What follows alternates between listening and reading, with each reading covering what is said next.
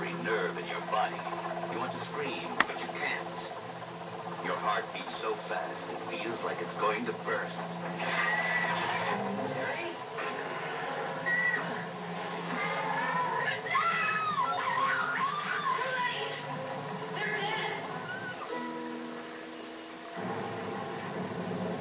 Squirm, a new experience in pure fright. Hello everyone, what's up? It's me again, Junkmaster3, and I'm back with another horror review. And today I'm going to talk about the movie called Squirm. And if you wonder about this cover art, this is the Studio S release of it, which has the Swedish title of it on the front, Maskarna, which basically means worms. This is a 70s horror movie, directed by Jeff Lieberman, who also did one of my favorite slashers, Just Before Dawn.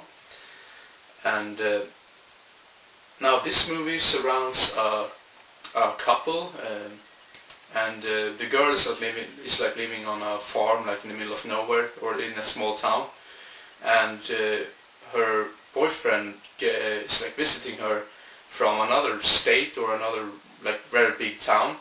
And just because he comes from a big town, he sort of gets teased by the other people in this small town, and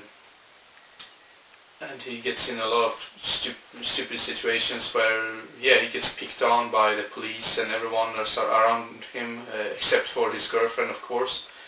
And when he arrives,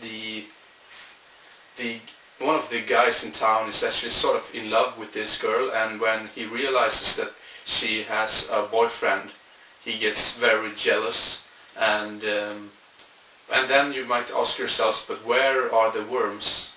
I mean, where are they? And that was what I thought at the beginning as well, because it takes quite some time before the worms appear in the movie. And I must say I don't really have that big problem with that, because it builds up in a very good way. I think you get to know the characters very well. I think that's one of the biggest problems, just like I mentioned with some of my buddies a couple of days ago when we watched movies, that many like younger audience today doesn't really appreciate when the movie is like building up towards the big finale or the big thing about the movie. And I think that's a shame, because I love these type of horror movies that builds up this really cool atmosphere. And another thing is that you really get to know the characters very well in this movie. And and I must say that I think the effects are very good as well, even though it is, I mean, it looks, I think they actually did use real worms for this. Just some of the, I don't really explain how I think about it, but there's like one scene where the jealous guy is getting worms up to his face, and it looks really cool. I mean, it looks silly, but it still looks really cool for that time or that era. I mean, this was made in the 70s, so if I like grew up in the 70s and I watched this movie, I would be terrified, because it looks very realistic. And